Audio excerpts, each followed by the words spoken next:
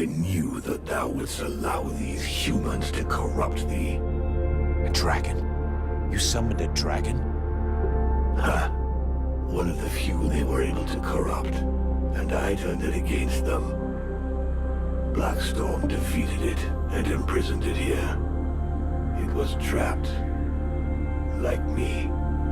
So now you turned it against me. It is thee who has turned against me, abandoning me here, left to pay the price for each and all of thy errors in thy stead, whilst I did all I could to help thee to return. And so it is, I am come to the end of my strength, an empty shell or taken with rot. I did not wish to harm thee, but I no longer am master of all that I do. Is that why you killed my companions? The visions? Blame rather thy human half, for that is who hath invoked them, with its fear and its regrets. Thy companions never traveled through the breach. So it comes to this. You and me. It's time we ended this. Ha! It is all I have awaited. Remove these accursed lances from me, and let the world heart become whole once more.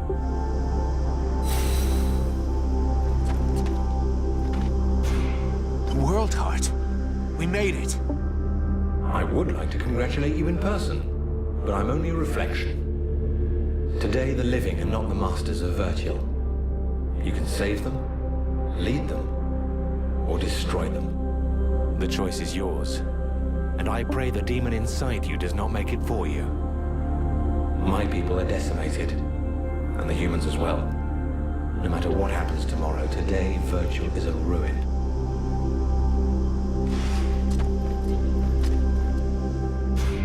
We're here, Radful. This is the World Heart.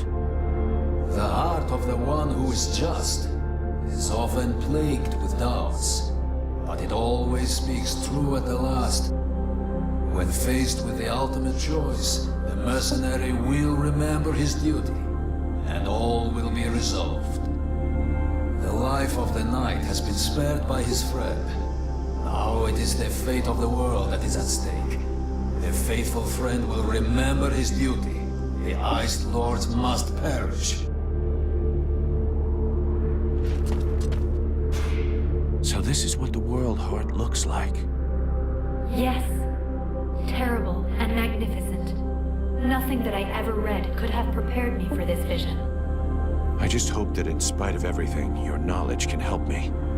Because I have absolutely no idea what I should do. Faced with any kind of choice, it is impossible to be sure of making the right decision. No one can see all the consequences of their actions on the future.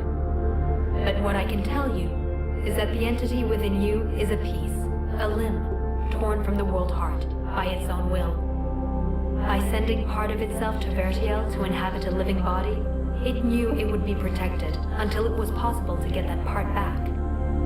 But while it was incarnate, the demons saw what we have done to the world, what terrible damage intelligent beings are capable of. Alas, I fear that now it wants to destroy everything, wipe the face of the world clean of our corruption, rather than risk that it should happen again. You came to rescue me, even though it meant risking failure in your quest. I want to try to help you.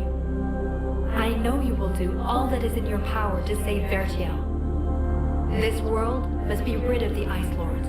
You must destroy their link with the World Heart. But beware of letting the demon return to the heart. He will destroy all who live. It will take us longer to rebuild the world without it, but we can do it.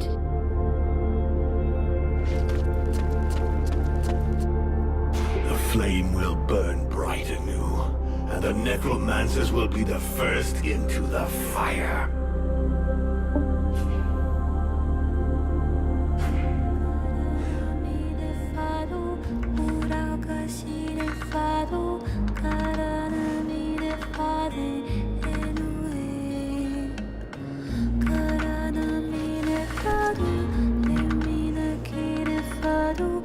If I remove these spears, the Ice Lords will lose their power.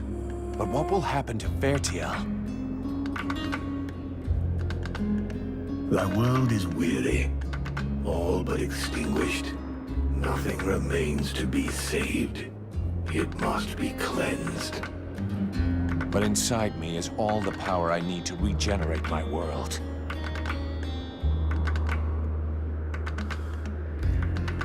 At the cost of mine? Do not think it. Vertiel needs the world heart. Thou canst not sacrifice it thus.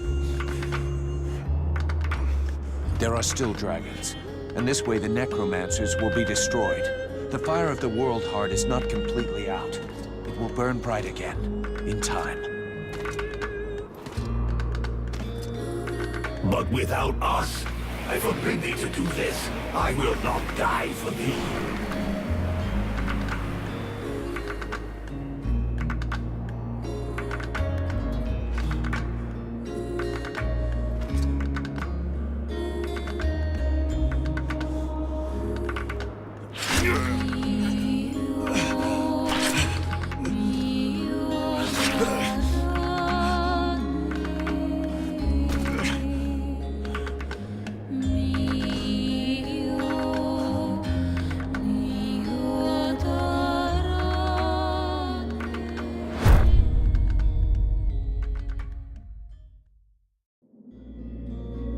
And so ends the tragic, though nonetheless heroic tale of Vulcan Half-Demon. I confess I may have romanticized some aspects of the story, though in my defense, I shall always have something of a soft spot for our dear Vulcan.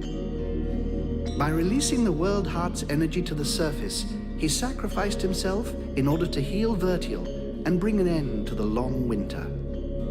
Ill-prepared for such a powerful energy surge, the Ice Lords were instantly reduced to cinders. I can tell you, no tears were shed at that funeral.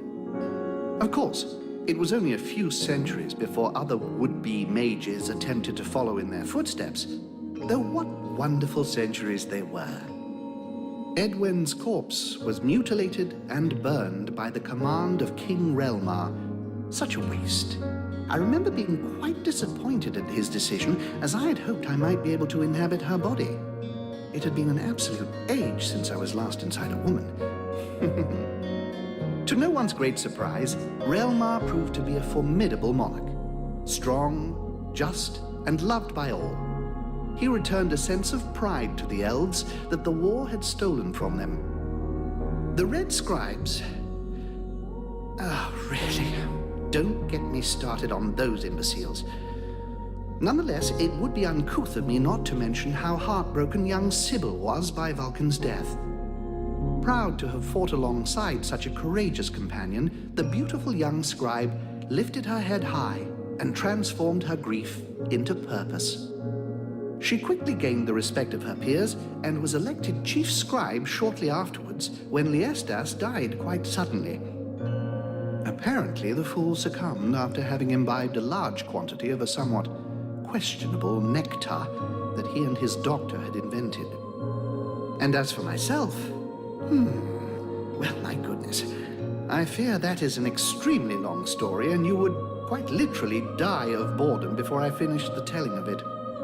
But you see, that's what I like so much about mortals. Their stories last just about the right amount of time, give or take a few decades. And then they're done. And then they come around again. One thing is certain, I have all the time in the world. So who knows? I may get to tell you other tales. If you live long enough. Toodle-pip.